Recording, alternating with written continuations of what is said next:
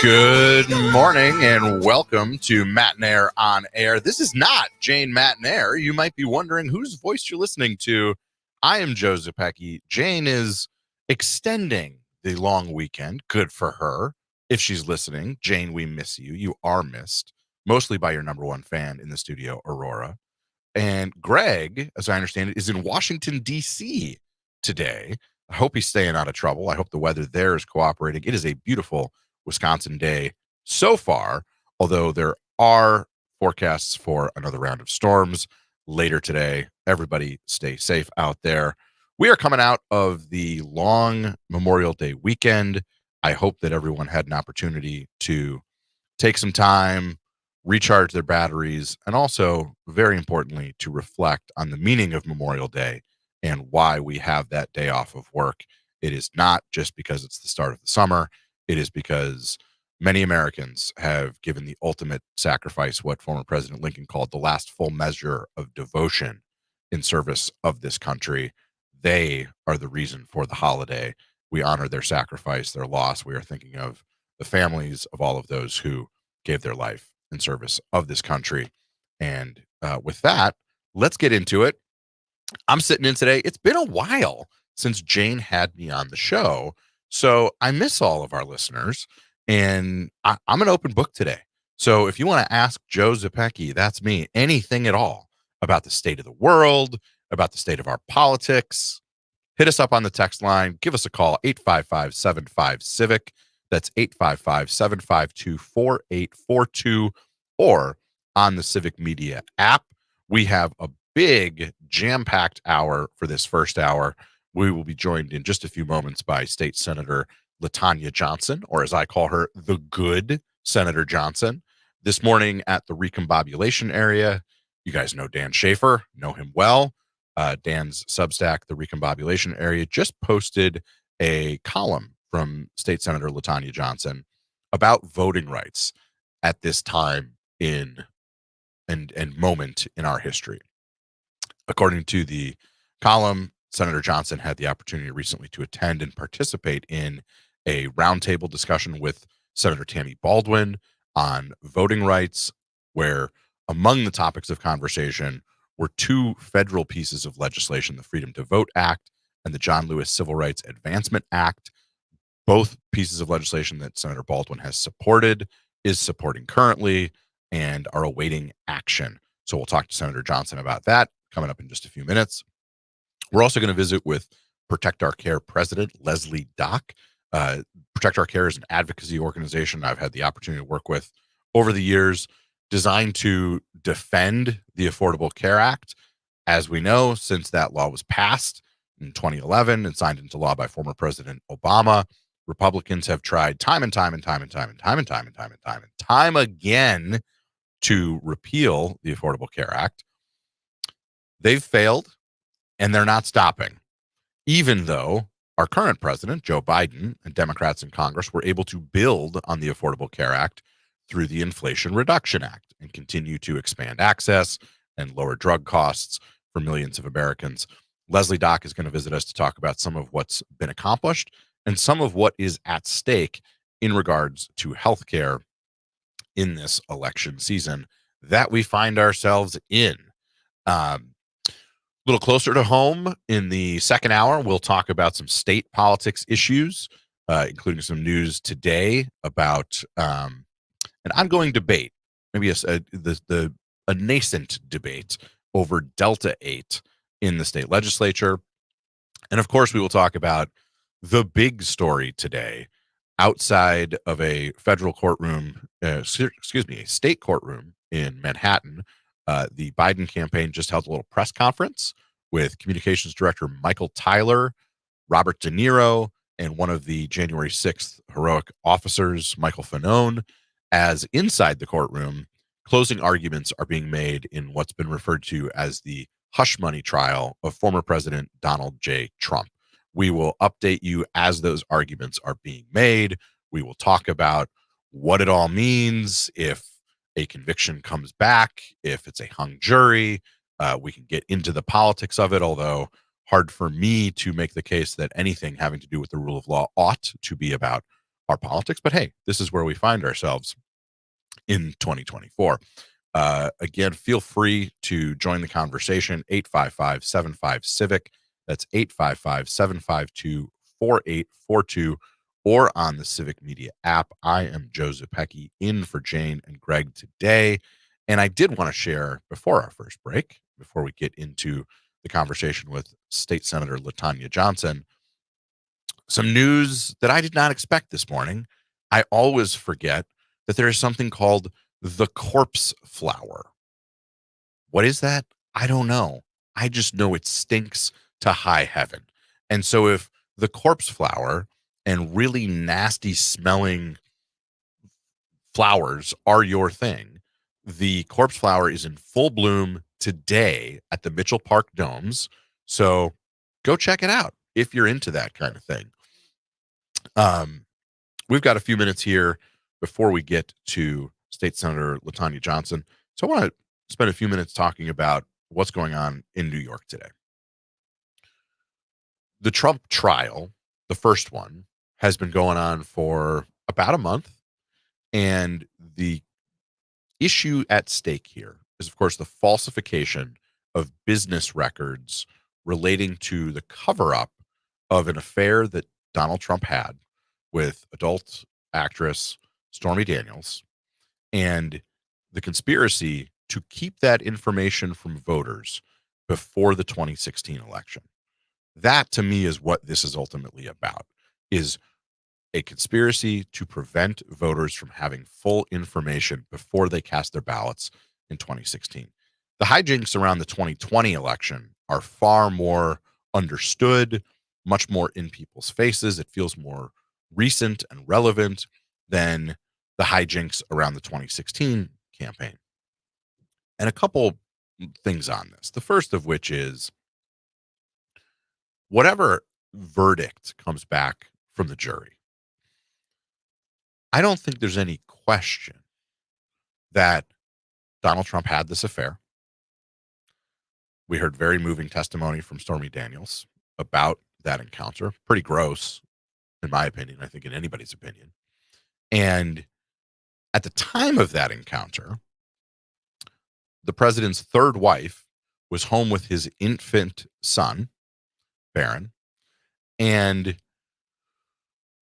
that in and of itself is not behavior that anyone would condone from their son, their brother, their father. And yet many Americans are still ride or die for Donald Trump and say, this is all a witch hunt, as if there's nothing wrong with cheating on your wife while your wife is home with an infant, and then conspiring and spending hundreds of thousands of dollars to prevent the world from finding out about this because you're worried about what it's going to mean for you politically. And the timing on this conspiracy is not an accident. This all happened. This came to a head after the Access Hollywood tape emerged in the 2016 election. That was about a month out, where former President Trump was caught on tape saying things I will not repeat on air because I don't want to be fined, but speaking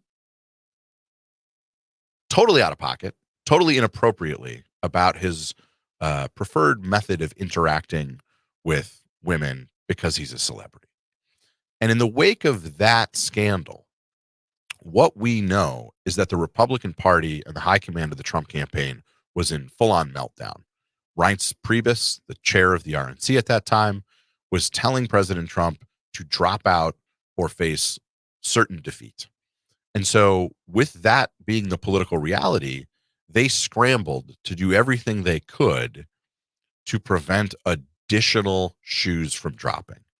They didn't want the American public to know about this Stormy Daniels affair, and we didn't find out about it until later. The voting happened in 2016 before we knew this. The assumption is that if you could hop in a time machine and rerun the 2016 campaign, where you had the Access Hollywood tape come out, and then you had that followed up very quickly by news that former President Trump had cheated on his wife with an adult entertainer while his wife was home with an infant, I will remind you again that that would have been it. That even people who were on the fence would have said, you know what, this is too much. This is not somebody with the character to be commander in chief or president of the United States. And they would have been right because of everything that we saw during President Trump's first term. And so the closing arguments here are being made. And so far, we've heard from Trump's lawyers, the defense counsel, making their case. And I got to tell you, based on the reporting from the courtroom I'm seeing, they're not saying he's innocent. They're saying there's a technicality here. And they're not going for an acquittal. They're going for a hung jury. I imagine before we are done today, we will hear from the prosecution, at least some of their closing argument. You are listening to Matenaer On Air across the Civic Media radio network. On the other side, we should be joined by State Senator LaTanya Johnson. If you've got a few minutes before the break, head to the recombobulation area. Check out the new column from State Senator LaTanya Johnson. We're going to talk about it in just a minute after this on the Civic Media radio network.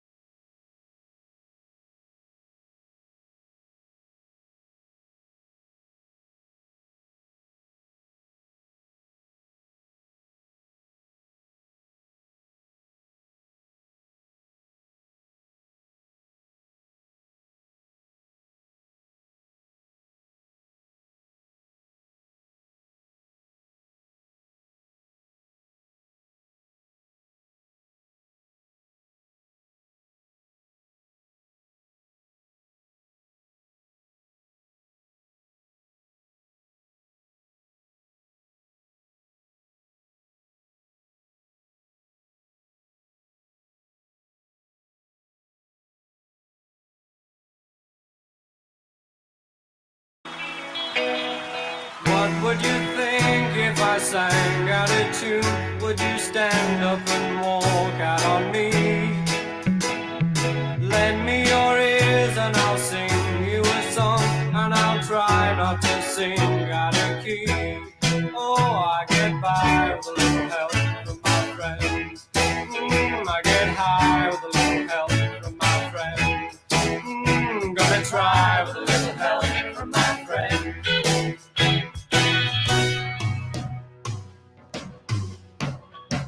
What do I do when my love is away? Does it worry you to be alone? How do I feel by the end? Welcome back to Matenaer On Air. This is Joe Zepecki in for Jane. We will be joined in just a moment here by State Senator LaTanya Johnson, who has a new column at the recombobulation area, working toward a more perfect union, the crucial need for voting rights legislation. As we work to get Senator Johnson hooked up and in the chat here, the good Senator Johnson here with us on Matenaer On Air. I want to read you just a little bit of this to give you a sense of the conversation we're going to have in this column.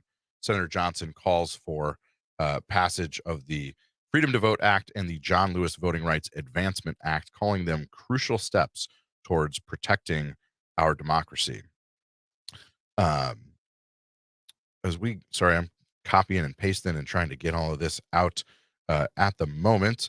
But in the meantime, head to the recombobulation area. Dan Schaefer is often a guest and host on this program, so you know Dan well. We love the recombobulation area, and we appreciate his authorship and paying attention to the news so that we can all be informed.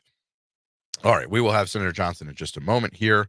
Again, discussing the column by State Senator Latanya Johnson focused on two pieces of federal voting rights legislation. Senator Johnson was able to join a roundtable discussion with Senator Tammy Baldwin, I believe late last month, to talk about these issues. Among the things that Senator Johnson shares in this column is that she actually had the opportunity to meet the late, great John Lewis. Hoping to ask her about that as soon as we get her on the horn here. In the meantime, I will remind everyone that you can join the conversation at 855-75-CIVIC. That's 855-752-4842 or on the Civic Media app. It's been a while since I've been around, so we are going to have an edition of Ask Joe Anything about the state of the world, about our politics, about the Trump v. Biden or Baldwin v. Hovde campaign, you name it. We can get into it. It's all fair game on the app. I think we may have the senator here.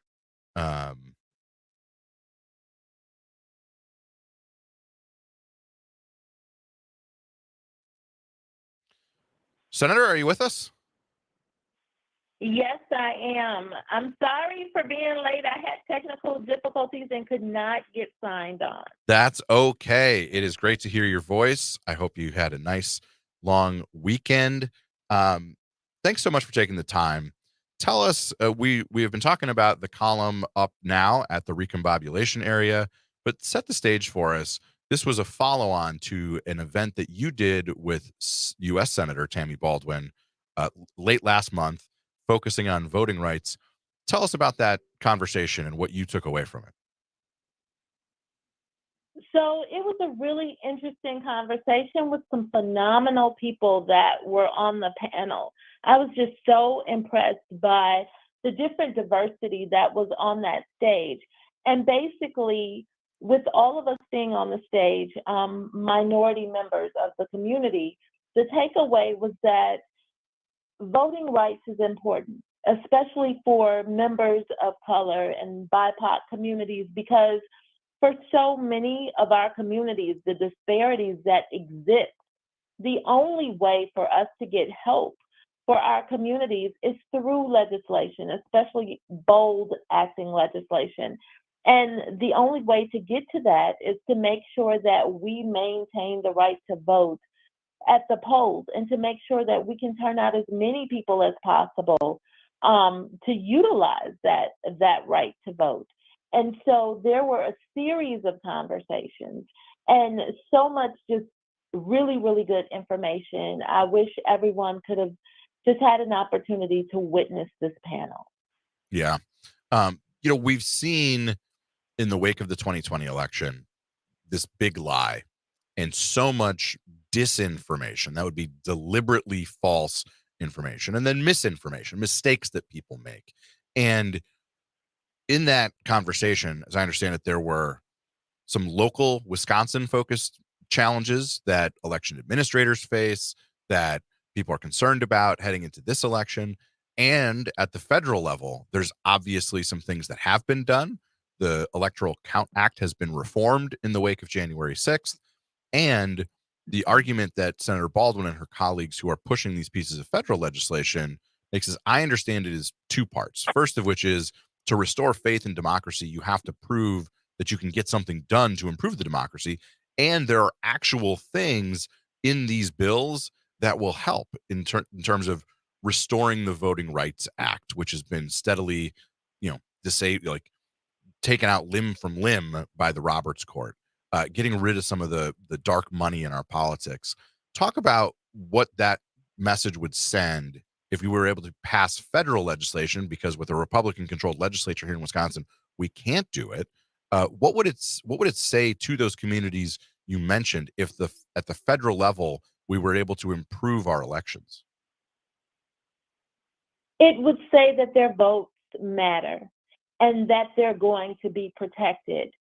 So many times, just going door to door here in Milwaukee, when you knock on those doors and you talk to voters, especially in disenfranchised communities, about the importance of voting and wanting to get them out so they can have their voices heard, so many people on the other side of those doors think that their votes don't matter and that they don't count because they see all of the things that my Republican colleagues do here just to try and keep them away from the polls and to keep their votes from counting. And the federal level, making sure that, that continues to be protected there at that level. I had the opportunity to meet John Lewis when he was alive at the red carpet for the rolling out of Selma. And just to hear his story and just to see him in person and know the struggles that he went through all those many years ago. And to know that a lot of those same struggles still exist. And it's not because we have a shortage of individuals who are willing to fight for us or who's willing to fight, period, to have those rights restored and to have them signed into law. It's because the people who have the power choose not to want that legislation to be in place because they want to keep fewer and fewer people who look like me and other BIPOC communities from voting. That's why it's so important to have Tammy Baldwin where she is, because we all know that our government a lot of times doesn't reflect the community. And when you don't have minorities in positions of power, the greatest thing that you can have is an ally. And that's what we found in Tammy. Well said, Senator Johnson. The column is Working Toward a More Perfect Union, the Crucial Need for Voting Rights Legislation. You can read that online at the Recombobulation area. Senator, thank you so much for taking a few minutes. We know you're busy. We will see you soon. Keep up the fight. We appreciate you very much. Come on back after this. More on Matenaer On Air.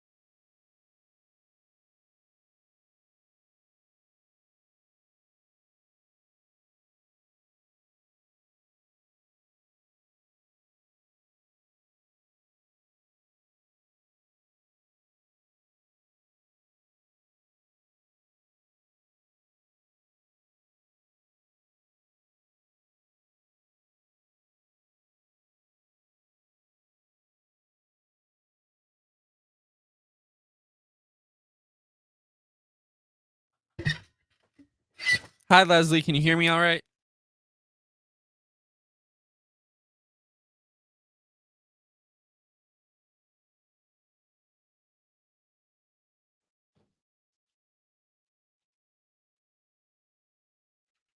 It looks like your mic is muted. Can you hear me now? Yes, I can. Great. Does it sound okay? You sound great.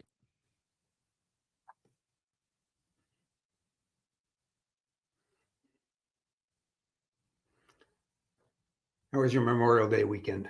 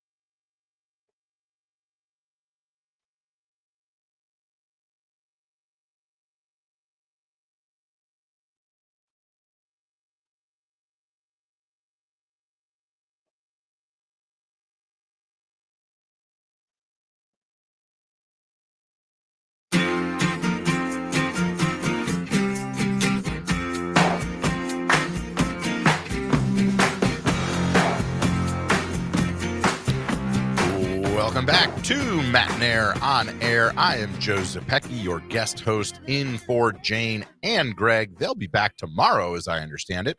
We've got some great questions coming in for the Ask Joe Anything segment we're going to do a little bit later in the show. If you want to join the conversation, it's 855-75-CIVIC. That's 855-752-4842 or on the Civic Media app. Before we get to Ross from Crawford County or Cam and Nina or Sue from the 414, we are joined by a distinguished guest, Mr. Leslie Dock from Protect Our Care. How are you this morning, sir? I'm good. Glad to see you. Good to see you. Hope you got some nice rest over the long weekend. Leslie Dock is the president of Protect Our Care, an advocacy organization founded to defend the Affordable Care Act, and these days celebrate some of the successes in building on the Affordable Care Act. I want to start there because there's some new Navigator polling out on the issue of healthcare that surveyed people on what they think of what President Joe Biden and Democrats in Congress were able to get done via the Inflation Reduction Act. Walk us through that polling and what you think it means. Well, I think it shows once again why healthcare is such an important issue to Americans. I mean, I think we all know this ourselves and our families. If somebody gets sick, comes down with cancer, it takes over our lives. We worry about their health. We worry about the bills. And it doesn't matter what political party you're in, where you live, what you do for a living. It is the kitchen table issue, particularly when things go south. And in all of our families, things go south. Yeah. It's also the cost of healthcare is puts people into bankruptcy, and not to mention severe anxiety. And so at a time where people are worried about the cost of living, being able to Joe Biden being able to reduce the cost of health insurance or reduce the cost of drugs is a understandable and meaningful answer to the pressure people face economically. And then the third part of this kind of triangle is that there's incredible contrast between what the Democrats have done and propose to do and what Donald Trump has done and proposes to do. So when you put those things together, it becomes a very potent political issue and a very potent issue in people's lives. So just on the specifics of the polling, there are a number of quite interesting findings. First, reducing the price of prescription drugs is ranked as Joe Biden's number one accomplishment in his presidency. And this is an accomplished president. It is an accomplished president, but it just shows how deeply these issues pierce.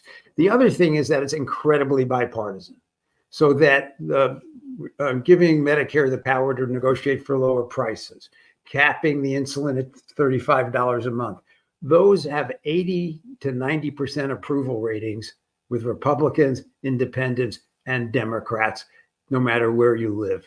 And so it's sort of no surprise, too, that it's an issue that you can campaign on no matter where you're campaigning. So if you're in cold country, you can talk about healthcare. If you're in rural America, you can talk about healthcare. If you're in urban America, you can talk about healthcare. And it's a very rare political issue that polls in the 80s, no matter what demographic location you go to. So it's not a surprise that in the studies of where Democrats are advertising at the beginning of this campaign, that healthcare is right below abortion in terms of the spend. And it's that another critical healthcare issue. Another critical healthcare issue. So the last thing we now see is that in the past, people would say, well, maybe the ACA, the Affordable Care Act, Obamacare, was a highly unpopular and kind of almost a political punching bag. I worked at HHS as senior counselor to the Secretary of Health and Human Resources for the first open enrollment that occurred after the little problem we had with the webpage, and at a time when Republicans controlled the Congress. And all we were trying to do was to keep the thing above water and show that it could actually work. And Barack Obama always said that it will be part of the fabric of America. And that's what's happened now. So it's the law itself is quite popular. Indeed. I want to make sure we don't forget some of these things. I don't want our listeners to miss the point. So in the Inflation Reduction Act, a couple of things happened. So from right now, the law of the land, if you are a senior on Medicare, you will not pay more than $35 a month out of pocket for your insulin. That was one of the first provisions of the Inflation Reduction Act that went into effect. People are already feeling that. And as I understand it, you can correct me if I'm wrong, Leslie, but in the wake of this, we have seen some of the drug makers cap at $35 for people who aren't on Medicare, for younger consumers. Talk about how widely spread that's been. Was that an expected outcome of all this? It was hoped for, but it shows them reading. Well, first it shows the greed because they can make money at $35. Yep. They were charging us hundreds of dollars. Indeed. And secondly, it shows the fact that they're incredibly unpopular because, people are sick and tired of paying 4 times for these drugs in America as anywhere else in the world. Yeah. We've got a gentleman here in Wisconsin who actually is appearing in an ad with Senator Tammy Baldwin right now. It was a great story to tell. The first day his pharmacy opened, I believe it was in January of 2023, when the $35 cap went into effect. He was the first in line, first at the register, expecting that $35. They hadn't even pushed that through the system yet.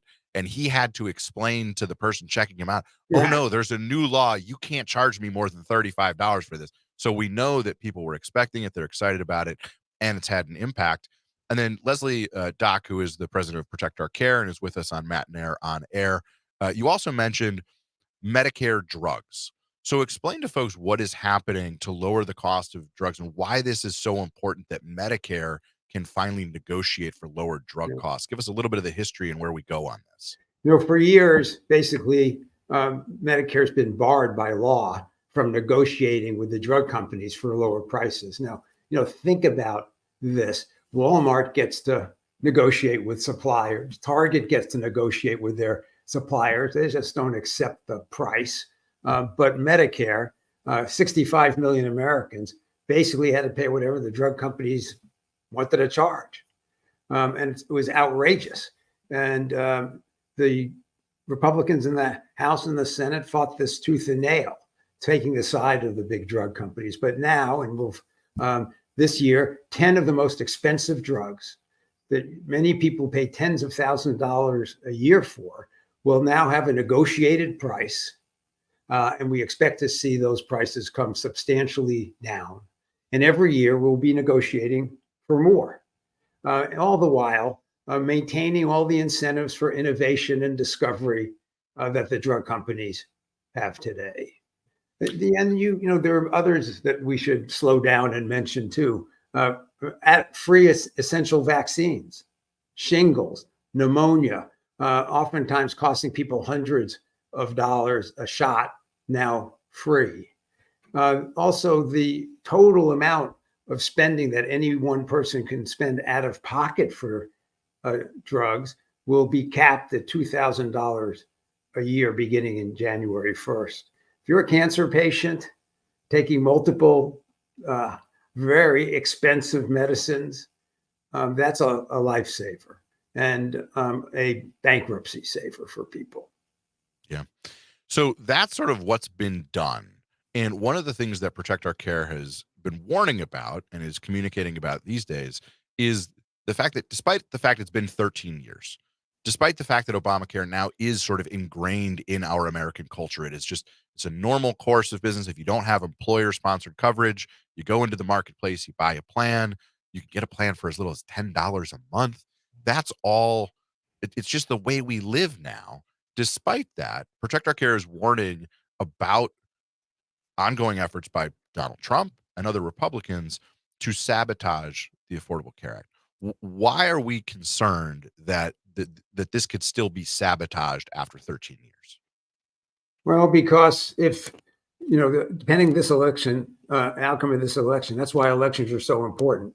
If you want affordable health care, if you want your healthcare premiums to go down, not up, if you want the cost of drugs to go down, not up, the voters face a very clear choice. But if Donald Trump is already set on the stump, one of the first things he'll do is to try and repeal the Affordable Care Act.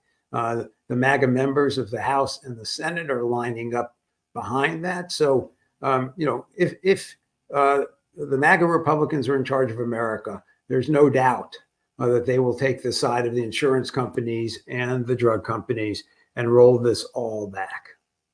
One of the things I like to remind people is that I'm old enough to remember that during President Trump's 4 years in office, they got halfway to repealing the Affordable Care Act. And they were so pleased with themselves, they held a dang pep rally outside the White House with Paul Ryan and every Republican member of Congress who voted to repeal the Affordable Care Act. So Republicans controlled Congress. They had a Republican in the White House. How close did we get? What happened in the United States Senate to save the Affordable Care Act? Was it a slam dunk? Was it a big win? Or did we hang on by the skin of our teeth? It was by the skin of John McCain's thumb that this country, kept the Affordable Care Act and all the benefits that people get. One vote. One vote. One vote. At 2:00 in the morning. And let's not forget too, let's fast forward. We're in a situation now where not a single Republican in the Senate voted to lower drug prices. Not a single Republican in the Senate voted to cap the cost of insulin. Not a single Republican in the Senate voted to make health insurance more affordable for people. So this is not, in the past. Unfortunately, this could very much be in our future. And, the people also, the Affordable Care Act does other things which people should never forget, which is 160 million people in America with pre-existing conditions who can get insurance today. That would be gone. Can't be discriminated against. That's the thing. I'm old enough to remember, but barely, that in the before times, if you got sick, the health insurance company could just oh, nope, not anymore. We're not going to cover you anymore. Yeah. And sick could be nothing, doesn't mean you were near death. Right. It's just crazy. So this matters, I think, in a way that people have yet to really tune into. And so, number one, all of the Affordable Care Act is at risk if former President Trump wins, if Republicans have control of Congress, and also the measures that Leslie was just talking about, the $35 a month insulin cap. Do we have any reason to expect that Republicans wouldn't also repeal everything in the Inflation Reduction Act? Well, they've said that's their goal. And it's not only what Donald Trump talks about, it's, all the official organs of MAGA world who are putting out, their version of what America should look like when Trump wins. And all of this is included in there, not to mention gutting Medicaid, taking away protections for pre-existing conditions. I mean, they run they want to roll back everything that we've accomplished. And the American people have gotten used to kids who could be on their parents' insurance, parents who have a sick baby who otherwise would have left the hospital with a pre-existing condition and never be insured their entire lives. These things will just come back to hit us again. We have to believe these folks when they tell us who they are. And when we look at the 4 years of Trump the first time, every budget President Trump put forward proposed slashing Medicaid and Medicare. And so, people seem to memory hole or forget this stuff. It is our job to remind folks what is at stake. Yeah. As Leslie started off with, healthcare is a kitchen table issue. It matters. We've been talking with Leslie Dock. He's the president of Protect Our Care. We've got about a minute before the break. Leslie, any last words for people in terms of why this is so important and what they should be thinking about? Think about your own families, your own pocketbooks. Think about what happens when people are sick in your family, what happens to you when you can't afford the drugs you need to stay alive, and ask yourself whether you want to go back there. Well said. That was Leslie Dock. Leslie, thank you so much for taking the time to visit with us today. You're listening to Matenaer On Air. I'm Joe Zepecki, in for Jane. We're going to get to the text line after the break, 855-75-CIVIC. If you want to join the conversation, come on back after this. Thanks, Leslie. Thank you. Good to see you.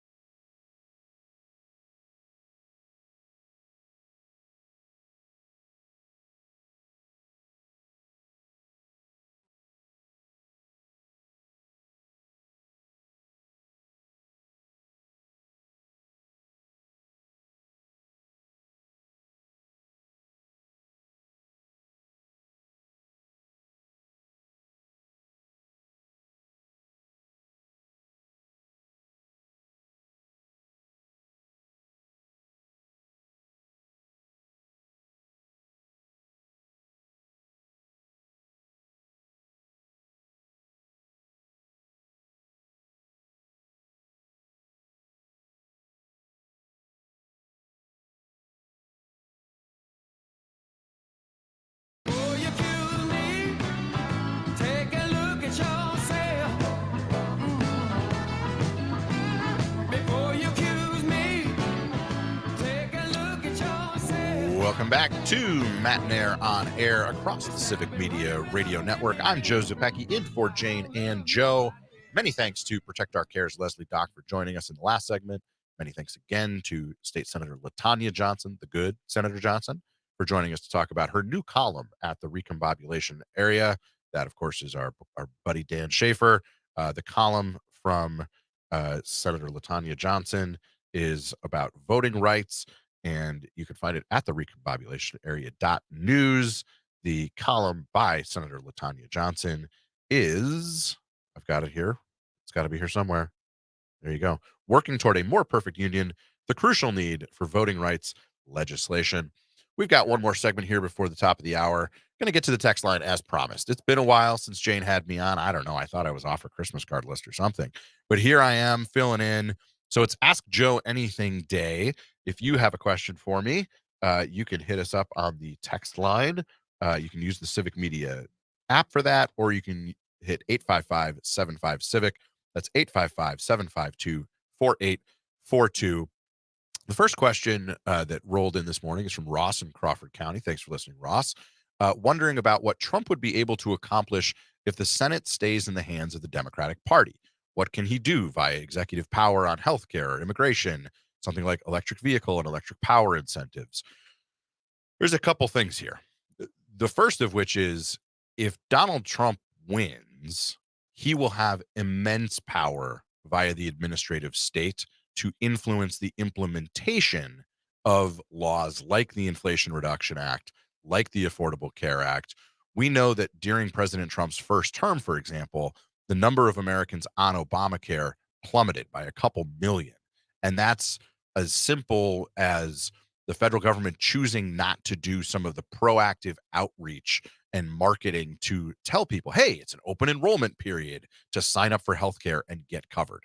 So no matter what the makeup of Congress is, Donald Trump, if elected and if president again, will be able to, what I would say is sort of hamper the implementation of some of these things, ranging from healthcare to other provisions in the Inflation Reduction Act, dealing with building out EV infrastructure, implementing some of the climate provisions of the Inflation Reduction Act.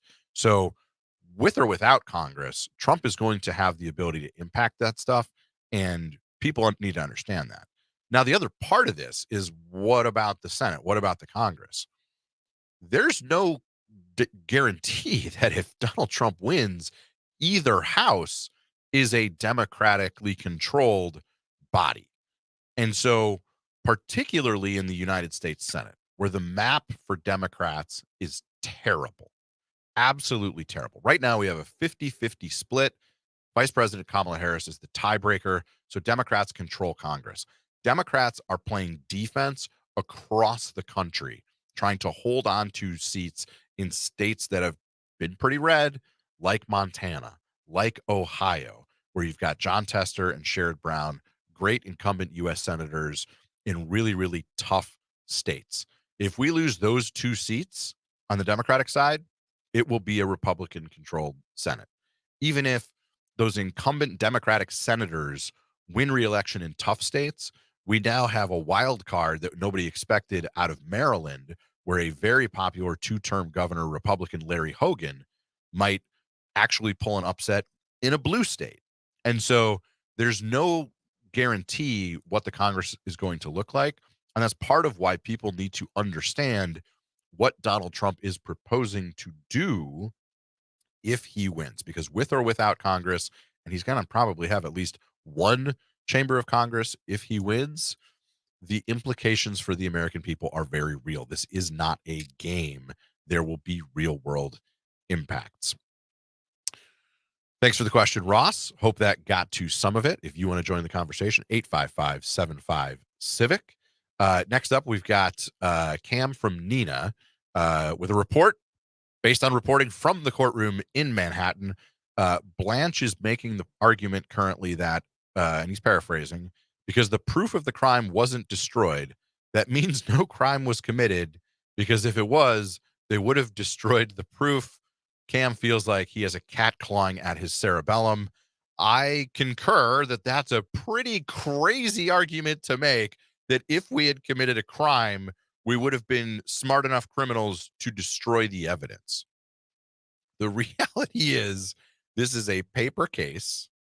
And what that means is, it is not Michael Cohen or Stormy Daniels' word against the word of Donald Trump. How could it be against the word of Donald Trump? Because he refused to take the stand in his own defense. It's a paper case where there are actual physical documents that demonstrate the crime that was committed, which is that they wrote checks and said they were for one thing, and then in other places wrote down that they actually were for something else, that this wasn't about legal services to Michael Cohen. This was about withholding information from the American people. And, it's like there's a saying in American politics, the cover up is worse than the crime. What it sounds like Blanche is arguing is like, they would have covered it up had they known they broke the law. I don't think that's a defense. I don't find that particularly persuasive, but hey, that's just me. You are listening, of course, to Matenaer On Air across the Civic Media radio network. We've got a couple of more texts to get to in the next hour, and we will. And we'd appreciate some more. 855-75-CIVIC. That's 855-752-4842. Or you can text us through the Civic Media app. You might be listening to us over the air. Give us a call if you want. That's not just a text line. It is also a phone call. We'd love to hear your voice. As we wrap up this first hour, want to thank one more time State Senator LaTanya Johnson for joining us. Check out her column on voting rights at the Recombobulation Area, making the case for federal legislation, the Freedom to Vote Act and the John Lewis Voting Rights Advancement Act, both of which are co-sponsored by and supported by our own Senator Tammy Baldwin. LaTanya Johnson participated in a roundtable where they discussed that. She summarized that conversation and shared some of her thoughts in that column. And of course, we want to thank Leslie Dock for Protect Our Care, from really laying out some of the stakes when it comes to healthcare this election season. It is all on the line, folks. And that gets to Ross's question. We know one of two gentlemen is going to be president starting in 2025. It's going to be Joe Biden or it's going to be Donald Trump. Your choices are chicken or fish. The problem is the fish is poisoned with mercury, so you probably don't want to eat that. So thank you to Leslie. Thank you to you, the listeners. We've got one more hour to go. I'm Joe Zepecki, in for Jane and Greg. Come on back for hour number 2. We're not going anywhere. Before you accuse me, take a look at yourself. Yes, I've been running with other women, but I don't love nobody else.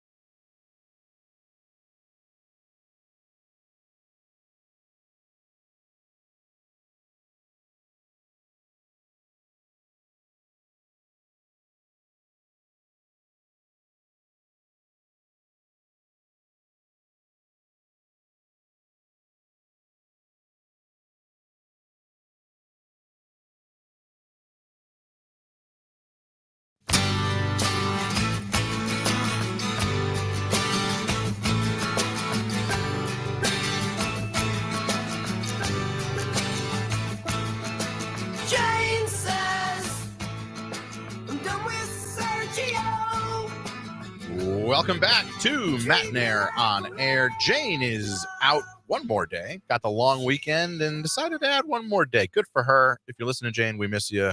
Can't wait to have you back tomorrow. Greg is on assignment in Washington, D.C. I don't know if he's working or having fun. Hopefully a little bit of both. They'll be back tomorrow, is my understanding, or at least Jane will.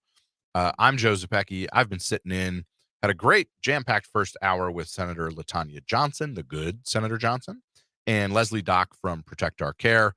This hour, a little different vibe. We're just gonna roll with it. We're gonna talk about some of the news of the day, some reporting from over the weekend, some of what's happening in New York City today, and of course, more of your questions and answers. For those of you who don't know me, I thought I'd just do a little bit of my background so you understand who you're asking these questions of about our politics, about the race for president, about maybe the race for Senate, whatever's on your mind. I have been working in and around politics for gulps, about 25 years, depending on how you count. I was that guy who, when I was going into my freshman year in high school, spent the summer volunteering on a congressional campaign, and then was able to very luckily turn politics into a career. I have worked on 3 presidential campaigns. I've managed a U.S. Senate campaign in Nebraska.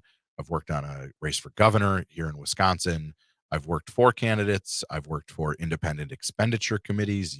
Those big, scary, dark money folks who make the nasty 30-second ads. I've been a direct mail consultant, some of those lovely flyers you receive around election time. So I've been around the block a few times, some miles on these tires, and would love to share what I'm thinking, how I'm thinking about this. If you have any questions, you can hit us through the Civic Media app, or you can text or call 855-75-CIVIC. That's 855-752-4842 to let me know what's on your mind. Fire any questions about anything, about the state of the world, state of our politics, my way. Before we get to more of that, I do want to talk a little bit more about Memorial Day. We mentioned it up top at the start of the show. Yesterday was Memorial Day. I was reminded listening here, while enjoying another radio program, that no one should ever say Happy Memorial Day. And I hope you didn't. If you did or have made that mistake in the past, you can correct it going forward. Because it is not a day to be happy. It is a day to reflect on the service and sacrifice, the last full measure of devotion is what Lincoln called it. Those who laid down their lives in service of this country. It's a solemn day.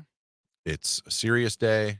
And we get to eat hot dogs and grill out, hang out with family. And many people don't have to go to work. Not everybody, but many people don't have to go to work because of the sacrifices that were made.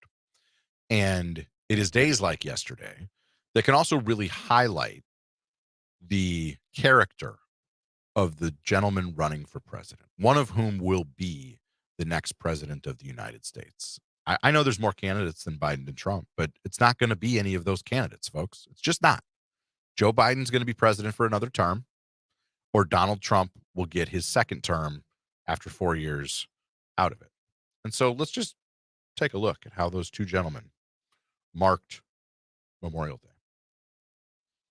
Joe Biden, quote, "On Memorial Day, we honor the fallen heroes who served and sacrificed for our freedom and for our future. We must never forget the price that was paid to protect our democracy," end quote. That's what Joe Biden thinks about Memorial Day, thinks about on Memorial Day. Donald Trump, quote, "Happy Memorial Day to all, including the human scum that is working so hard to destroy our once great country, and to the radical left, Trump-hating federal judge in New York that presided over, get this, 2 separate trials that had awarded a woman." It literally goes on like that. He just attacks a judge on Memorial Day after wishing people a happy Memorial Day. There's the difference, folks, in black and white for all the world to see. One president, solemn, sober, thinking about those who sacrificed for this country. The other candidate, Donald Trump, thinking about himself and his latest grievance and how upset he is at being held account to choices and decisions he has made throughout his life. I wish we could just stop with Donald Trump's Memorial Day, but one of his kids managed to somehow maybe even one-up his dad, because some MAGA troll out there chose yesterday to post a photo of Melania, Don Jr., Donald Trump. That wasn't Melania. God, they look alike. Don Jr.'s wife, partner, fiance, I don't know. Eric Trump and Laura Trump, head of the RNC, describing them as the family that gave up everything to save America. And Eric Trump chose yesterday to repost that on Twitter and say, and we will do it again. Are they serious? Gave up everything? This is a family where after Trump left the office, the son-in-law got $2 billion from the Saudis to just play with in a hedge fund. That it has made all kinds of deals and all kinds of money. Remember the Trump Hotel? Now that Donald Trump's not in office, it's not even the Trump Hotel anymore. They sold it after getting Lord knows how many millions of dollars from foreign governments who chose to stay at the hotel. Want to take a guess how many foreign leaders told President Trump when they met? Hey, we got a block of rooms at your hotel. Great place. We're paying the full rate for weeks on end. We don't know. We might never know. The Trump campaign did not sacrifice to serve this country. And I will acknowledge, having served for 4 years as president of the United States, Donald Trump served this country as a politician, as the commander-in-chief. Good for him. But we saw what it meant for all of us. And we saw what's at stake for our democracy. Because for the first time in American history, a sitting American president tried to challenge the peaceful transfer of power. One of the things that makes this country unique and precious and important. Trump tried to stop that. He conspired to stay in office after he was thrown out of office anyways, after losing an election. He suggested that the Constitution must be suspended so I can be reinstated as president immediately. I don't know, folks. I think it's pretty black and white here, but that's just me. And today, that former president, one of those former presidents, is sitting in court, listening to closing arguments in the first of his, I guess it might ultimately be up to 4 criminal trials to go through the 88 federal indictments that have been brought against him. And rather than stand for the rule of law or let the process run its course, trust the process, Donald Trump's allies are out there every single day trying to undermine the rule of law in this country. And I want to remind people that this isn't the only set of criminal trials underway right now regarding an American politician. Because U.S. Senator Bob Menendez, a Democrat from New Jersey, is currently on trial. He was indicted by the feds. You don't see any Democrats rushing out there and saying, this is lawfare. This is unjust. This is a witch hunt. You don't see Democrats in the U.S. Senate running up there, standing outside the courtroom and making a mockery of the process. They're trusting the process. Bob Menendez is innocent until proven guilty. And even though he is a United States Senator, he is the same under the eyes of the law as every other citizen in this country. And so is Donald Trump. In Texas, you've got a congressman who's facing federal indictment. He's also a Democrat. You don't hear Democrats undermining the rule of law, saying this is all a witch hunt. They're letting the process run its course. Joe Biden and Democrats believe in the rule of law in this country. And it is on clear display every single day that they are going to let the wheels of justice turn. By the way, Joe Biden's not even out there talking about the criminal trial that his opponent is sitting through right now because he doesn't believe it's appropriate for an American president to put his thumb on the scale of justice. Donald Trump sees it very differently. This is a man who abused the pardon power. The people who worked for him, who were found guilty of crimes at the end of the day got off scot-free because Donald Trump pardoned them. Not because they expressed remorse or showed contrition for the criminal acts that they were convicted of, but because they were his buddies, because they were his pals. What do you think a second Trump term would be like in terms of the rule of law if we elect someone who has been indicted 88 times on felony counts and has maybe only sat through one of those trials and then goes on to serve as president of the United States again? What do you think that looks like?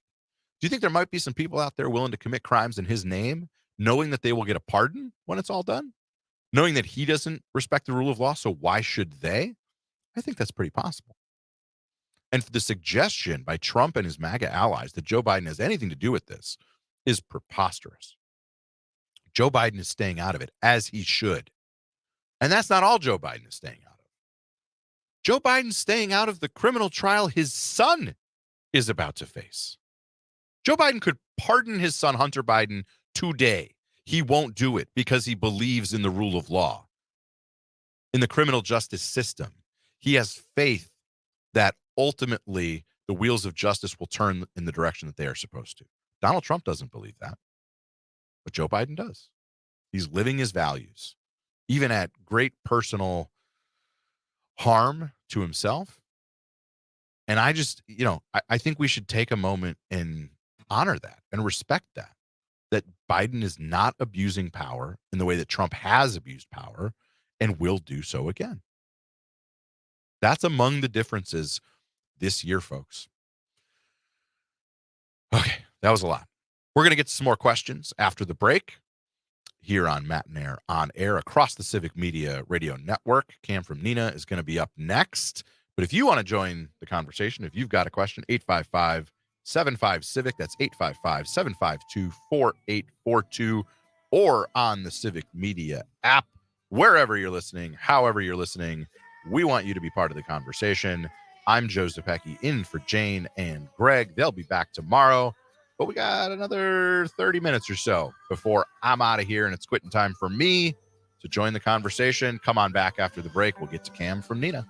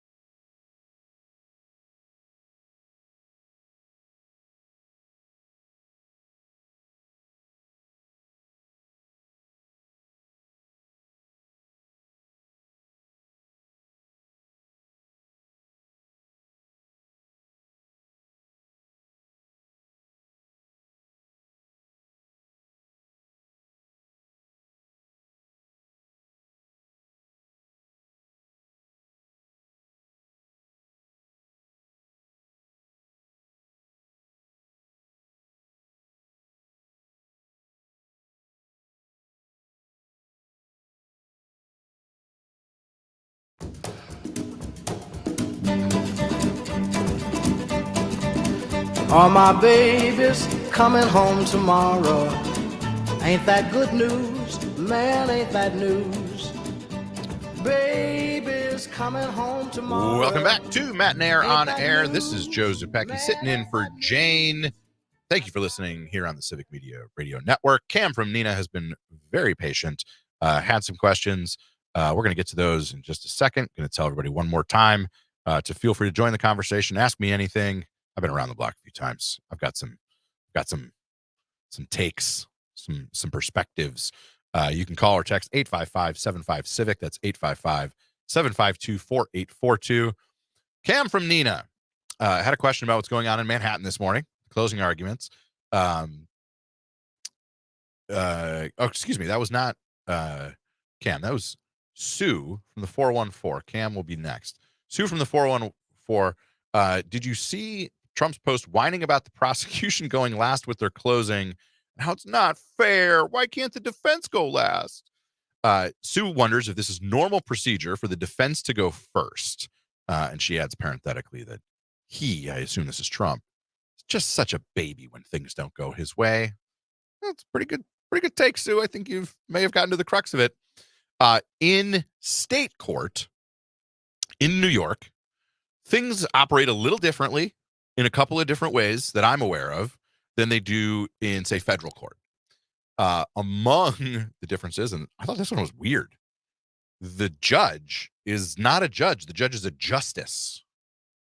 We're used to like, your honor is the judge. In New York state court, he's a justice. And the other change that gets to what Sue is asking about is that usually in criminal trials, like what we're used to, what we often see portrayed on television or in movies, is that in closing arguments, the prosecution goes first, makes their closing argument, then the defense offers their closing argument, then the jury convenes, they get their jury instructions, and they go and deliberate. In New York State Court, standard operating procedure is that order is flipped. The defense goes first, gives their closing argument, then the prosecution offers their closing argument. So this is normal procedure for New York State Court. If Donald Trump didn't know that before today, it just means he's not paying attention or listening to his lawyers. But based on what I'm seeing and hearing, listening to his lawyers is not really a thing that he does. The case that they have offered is pretty flimsy. Donald Trump didn't want to take the stand. I don't know why. You'd have to ask him. But he sure talked a big game, said he was going to testify, lied about whether he could testify or not. Donald Trump had every right to walk into that witness stand, swear an oath before God, and tell the whole truth and nothing but the truth. But he decided not to do that. You can draw your own conclusions. So that's what I got for you, Sue, from the 414. Thanks for the question. Cam from Nina offers his take. Trump literally dodged the draft, but his cultists will continue to use AI image generators to make him appear shirtless like Jesus and saving orphans. The United States has survived many, many challenges, but this mental health crisis we are living through needs to be addressed. Cam is genuinely spooked. I'm a little spooked too, Cam. I got to be honest with you. There's no way that this election should be close. And if you believe the polls, it is very close. In fact, Donald Trump is probably ahead if you believe the polls. I don't believe the polls. I have been a political practitioner for almost 20 years. I have written polls. I have commissioned polls. I have poured through crosstabs to try to figure out how to win elections. And I am here to tell you that polling in 2024 is broken. It just is, folks. It is harder than it has ever been to get people to participate in a public opinion poll about our politics and to tell the truth about what they believe. And some of this is cultural. Many people are so turned off by politics, they don't want anything to do with it. They don't want to spend 15 minutes on the phone talking about politics, so they opt out. And by the way, those people who opt out of polling are the people who opt out of super consuming news and information, and they are probably the most important voters in this election, but they choose not to participate. The people who choose to participate are not normal. They are on the edges. They are the far right and the far left, and the people in the middle are not really that in the middle. A lot of independents say that they actually lean one way or the other. Because of the technology on our phones, people don't answer the call. How many times when your phone rings and you don't already have the number programmed into your phone, do you actually answer it? And if you're being honest, the answer is you don't. It goes to voicemail. Because then if it's somebody who is just calling from a number you didn't recognize, you just call them right back. We have been warned time and time again about clicking on links in our phones, and spyware and malware and phishing attacks. So what does that mean? It means that when people get texted a link to participate in a public opinion survey about news and issues in your community, they're terrified of clicking on the link. So they don't do it. So we are not getting a true sample, which is what you need for public opinion polling to mean anything. And I'm not just here to say that's why. There's also something wrong with the polling that does not jibe with voting. I often say polling is noise. Elections are signal. You have to find the signal through the noise. We are going through a presidential primary process right now. Both Joe Biden and Donald Trump are still just the presumptive nominees of their party. They're going to be the candidates, but it's a technical distinction that comes down to accruing enough delegates to formally win your party's nomination. So basically, like every Tuesday, we get an election, even though all the other Republican candidates have dropped out, even though the few Democrats who decided to challenge Joe Biden have dropped out, we still get election results. And over again, those election results tell us that Donald Trump has a bigger problem with Republican voters than Joe Biden has with Democratic voters. And we're talking about elections that 1 million people vote in, that hundreds of thousands of people vote in, and they tell a story that Donald Trump is doing worse with Republicans than Joe Biden is with Democrats. But then you look at a public opinion poll, and they all show the reverse. And it's based on 600, 800, 1,000, even a couple thousand interviews.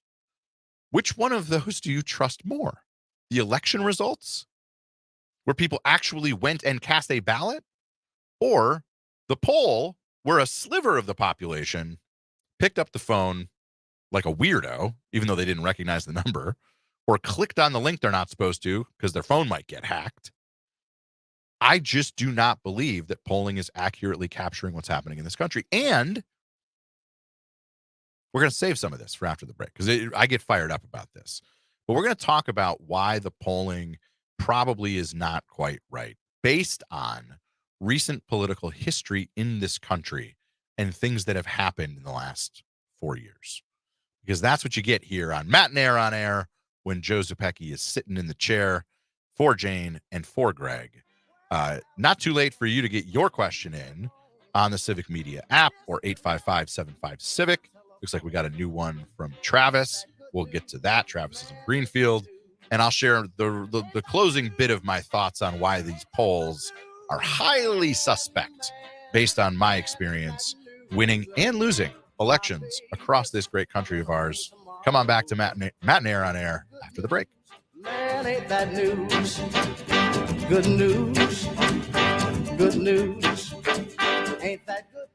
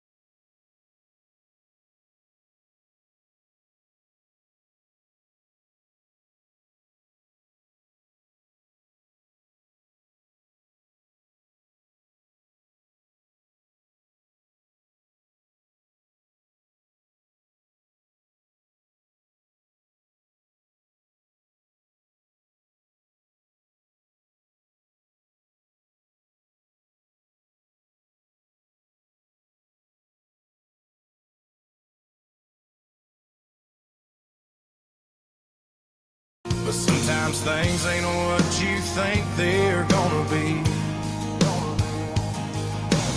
What you want ain't always what you need. Don't know what you got till it's gone and you're out on your own. All you want is what you can't. Welcome back to Matenaer On Air. This is Joe Zepecki sitting in for Jane and Greg. We got a couple segments left. First, I got to finish that rant I was on. We've got some listeners who are spooked, and I understand why. If you are of what I would call clear minds, full hearts, you understand what is at stake in this election. If you are paying attention to Donald Trump's behavior, conduct, what he is saying and doing, and then you look at the polls and you go, oh my God, this is a jump ball election, you can get freaked the heck out. I understand that. And I want you to vote like you're freaked out. I want you to organize like you're freaked out. I want you to talk to your friends and neighbors and colleagues and coworkers and people you go to church with like you're freaked out.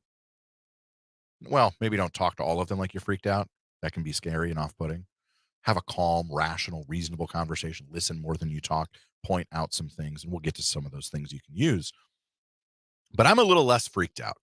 And I poked holes in all the polling, and I told you why that noise doesn't make sense with the signal I'm seeing election day after election day. There's probably more elections next week, primaries, and we're going to learn even more.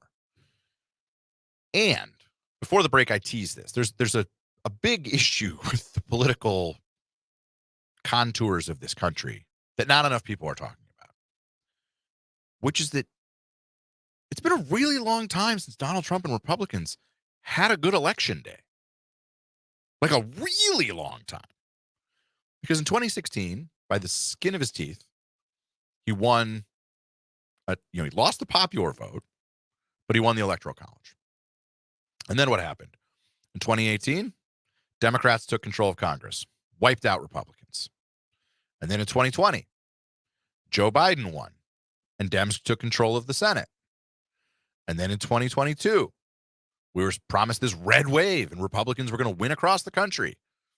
And they lost again. They had another lousy election night. And now it's 2024, and people are going, oh my God, these polls are bad. But they're neglecting to see that the last 3 election cycles went really well for Democrats and really bad for Republicans. And I'll add one more thing. The worst 2 things politically for Donald Trump that ever happened after he lost the 2020 election, lost the popular vote again, and then he lost the Electoral College, despite the best efforts of the big lie. So what are those 2 things? January 6th and the conspiracy to prevent the peaceful transition of power happened after he lost the election. That cost him votes. That took people out of his coalition. We have heard from thousands and thousands of people, which means there's probably millions more, who were revolted, repulsed, rightly so, by what they saw on January 6th. And they said, never again. I'm not voting for that guy ever again for anything, not for dog catcher. The big lie over the 2020 election and January 6th are a stain on Donald Trump's presidency and came at a political cost to him, full stop. Okay, that's thing 1. Thing 2 is the Dobbs decision, overturning Roe v. Wade and throwing into chaos across this country women's access to reproductive health care. That is a political loser. Full stop, period. And Donald Trump is the single person most responsible for it in this country because he appointed the Supreme Court justices who made that decision possible. And he has proudly, loudly owned that and told audiences, I got that done. We got Roe overturned. He's taking credit for it, as Republicans across the country are losing elections that they probably otherwise would have won because of what Republicans have done to women's health care in this country. So a guy who lost the popular vote the 2 times he was on the ballot, whose political party hasn't had a good night in a general election in November since the night he won in 2016 and has two huge strikes against him in terms of just the laws of gravity in American politics. I'm supposed to believe that he's the favorite to win because some flawed polls tell me that? Okay, if you say so. But I believe that the polling is wrong, and I believe that the American people see Donald Trump for who he is, if they see him at all. I think one of the things that might be happening here is there are way too many Americans not paying attention yet because they're living their lives, because the pandemic has made them reevaluate how they live their lives, because we were locked inside for a year with nothing to watch but the news, who now want nothing to do with it. They got soccer practice to get to and t-ball games to go to and travel baseball games to enjoy. That's what people should be doing, not obsessing over every twist and turn of the news. Some of us do that, enough of us, that we can call things out that need to be called out, right? So I am not genuinely spooked like some of our listeners, but we have to keep working. We have to keep having these conversations because they matter, because it all matters. Travis from Greenfield weighed in. I want to thank Travis for listening. Thanks for weighing in. I did my rant earlier about what Donald Trump and Republicans think about the wheels of justice in this country and how different the two sides, Democrats and Republicans, are approaching the judicial system. Travis weighs in with, Trump does believe the Justice Department or the justice system works. That's why he's doing everything he can to try to stop it. That is well said, Travis. They're not arguing he didn't do these things in any of the cases, right? That, like, let's just take a step back and understand that. There's 4 separate criminal proceedings, 88 total felony indictments, and for not a single one of them is Donald Trump's defense, I didn't do that. The defense is, I can do that. When I do it, it's not a crime. I don't know, people. That should be pretty troubling, right? It's troubling to me. And let's jump back to why these polls are what they are, why people are, I think, incorrectly freaked out. Is the economy an issue in this country? Absolutely. It's the number one issue because it's a healthcare issue, because it's a transportation issue, because we all wake up every day knowing what our economic reality is. And almost all of us are working really, really hard to try to make sure we have what it takes to put food on the table and a roof over our head and maybe a little savings for a retirement that we don't have to worry about. And I think and what we have, based on the polling, is a disconnect between what the American economy is doing and how people are feeling about it. Not because of the polling, but because of a conversation I had this weekend. I will grant that there is that disconnect, that people feel worse about the economy overall than they probably should. The conversation over the weekend was with a former teacher who was really, really upset about inflation and how much everything cost and how much that was hurting the American people. We had that conversation at the 3rd Street Market Hall in Milwaukee in the middle of the afternoon on Sunday, like 2:30, not lunchtime, not dinner time. And you look around and it's packed. 3rd Market Hall ain't cheap, right? It's good food. It's fun food. Lots of options. It's not cheap, right? But the place was booming because people have the means to go out and have fun. Concerts are selling out. People are taking trips. More people traveled over the Memorial Day weekend than ever before. How do you square people have the ability to go out on vacation or go to the market hall and spend a bunch of their money to have fun with the economy is terrible? You can't, because both of those things can't be true at the same time. So what are we left with? We have to try to figure out how to meet people where they are and how to have a rational conversation about the fact that when you crunch the numbers, the price of gas, for example, based on hourly wages is about what it was in 1991 today. Based on what people were making and what share of their income went towards putting gas in the car, it's about the same across 30 years. That's not bad. And by the way, the oil companies are raking in record profits. What does that have to do with government spending or government policy? The people who like to harp on this is, oh, gas prices are out of control. It's all Biden's fault. You want the central government to enact price controls? That's not called free market capitalism that some of those same folks on the right seem to profess is the way, the only way, and the truth, right? The government doesn't set the prices. The government creates policies that influence the conditions. They regulate things to make sure the things you buy don't kill you and that they're safe.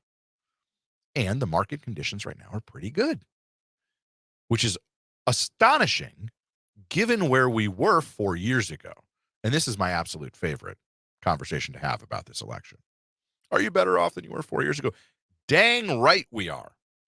Because 4 years ago, there still was no COVID vaccine. Some kids still weren't back in school. A lot of people were really, really concerned about their health and the safety and health of the people they love, their parents especially, because we knew throughout COVID that it was worse for people 65 and up. And not a single vaccine shot had been in anybody's arm. We're approaching the 4-year anniversary of the murder of George Floyd at the hands of Minneapolis police and the summer of protests and the Black Lives Matter movement that came out of it. And I think that those protests were a good thing.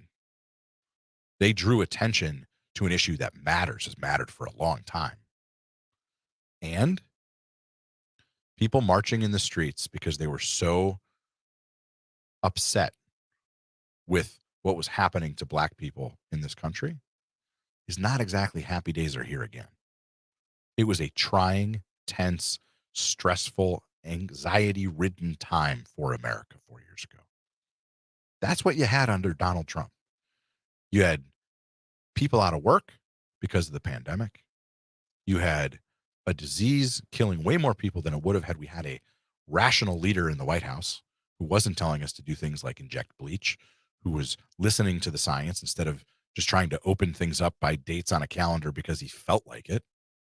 Donald Trump botched the pandemic. And Joe Biden inherited the economy that resulted from it, and he fixed it. And he did it in a way that, compared to the other industrialized nation of the world, is way better. People are concerned about inflation. I get that. It can be a little stark when you have to pay more for something that you can remember 5 years ago paying less for. But by the way, that's the only direction prices have ever moved. And when you look at the rest of the industrialized world, inflation is more of an issue everywhere else than it is here. So I'm not spooked. I'm sorry if you are, vote like you are, but don't freak out. Andrew has a question we're going to get to before the break here. What do I got here? 2 minutes, 90 seconds, about 90 seconds. Okay.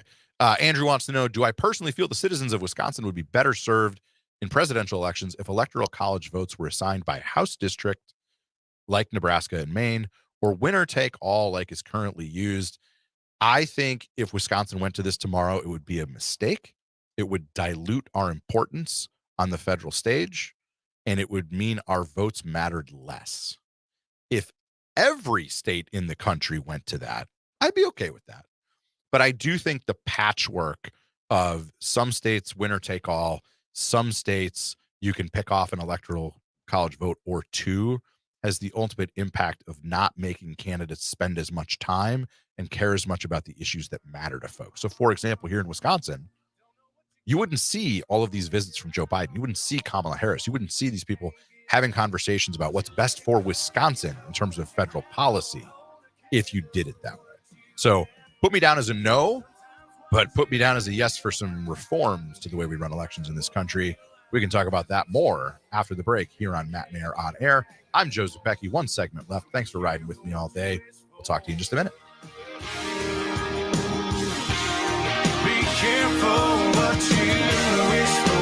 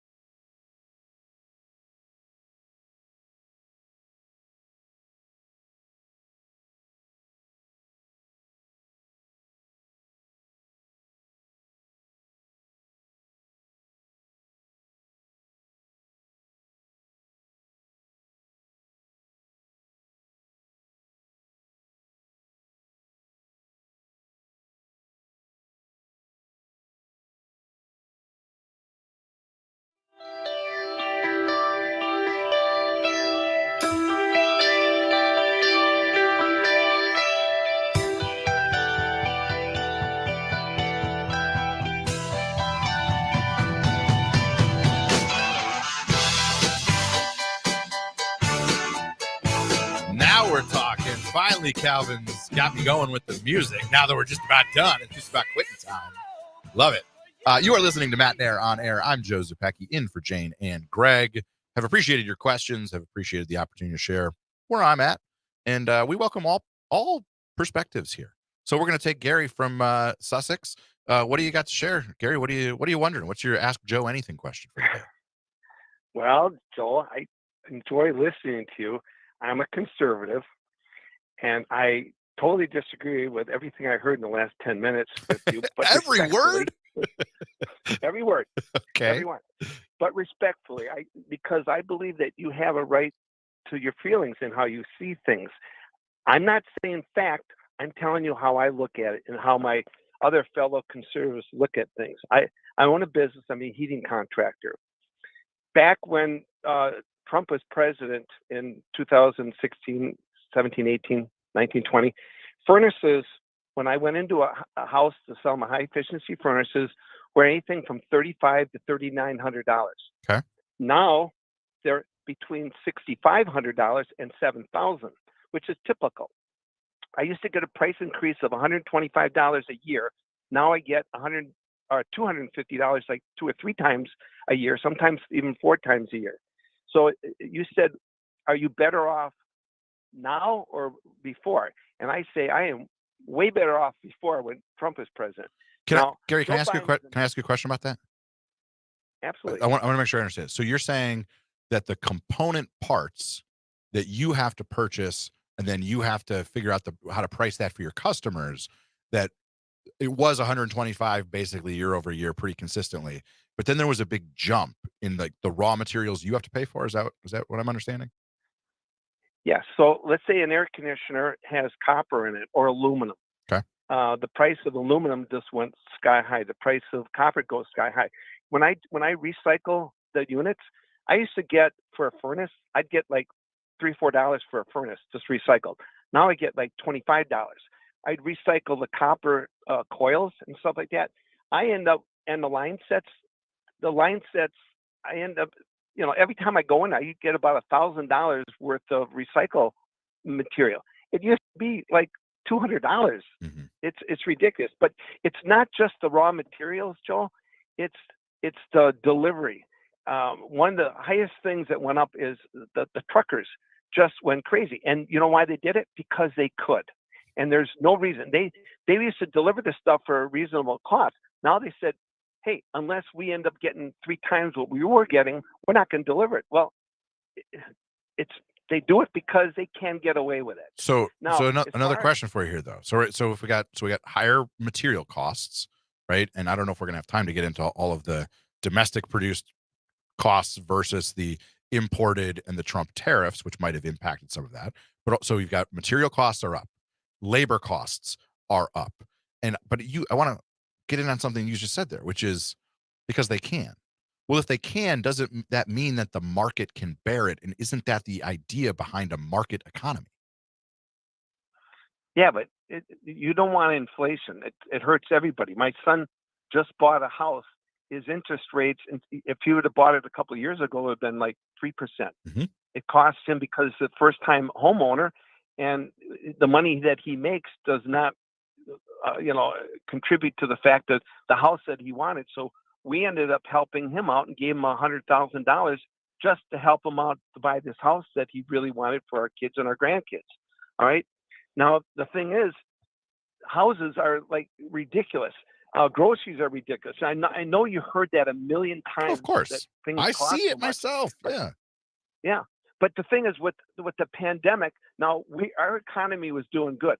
The Chinese, the Wuhan lab released this stuff. Now, Fauci is now being investigated, and this stuff's going to come out that they knew where it came from, and they claim, it was this and this and that. No, the truth is going to come out, and it's, as far as I'm concerned, and this is just my opinion, Fauci is the devil behind all this. Okay, let's hold on. We don't have time to get to both the pandemic and the economy. The reality is the pandemic happened and it impacted the economy. And I want to, just because we've only got a couple minutes left here, Gary, I want to stay focused on the economy. Okay. So I am really glad that you found yourself in a financial position where you could help your son buy that home, make that first purchase. I got a little help from my parents, not $100,000 worth of help, let me tell you. But that's a thing that parents doing for their kids is like what I would say part of the American dream, right?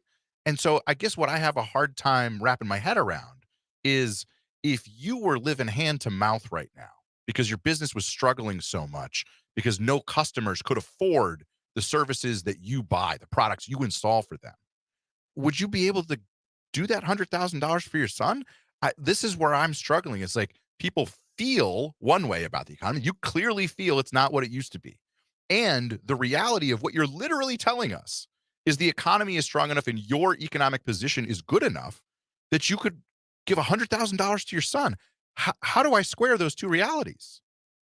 Well, I'll tell you, I'm in the business. I don't sell motorcycles. I don't sell RVs. I don't sell swimming pools. Okay. I sell furnaces. People need furnaces and they need air conditioning. They don't have a choice. There is a thing out there that with the economy, there's 150 different contractors in this area.